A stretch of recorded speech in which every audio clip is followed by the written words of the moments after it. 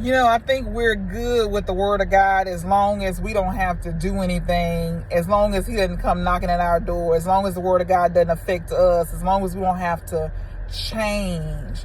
But when something happens in our life and we have to apply the word of God, I think that's where we struggle, because we always think it's going to be easy. We always think, okay, why do this, and this right? But when something happens that challenges us, it's not the way we want it to be. It didn't come like we wanted it to come.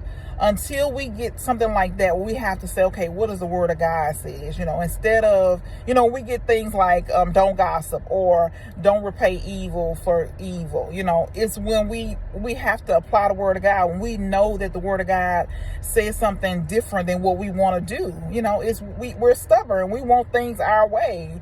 And it's not until the word of God affects us and infects us that we change. When we do something we don't want to do, when we do the right thing every single time, we're focused on, I don't want to do this.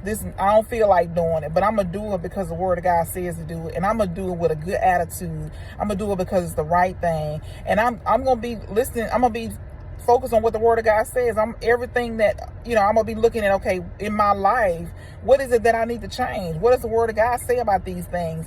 And instead of running to other people, asking them, what do they think? What do they think? What do they think? Running to the word of God and asking and seeking the word of God and seeing what God says about a thing.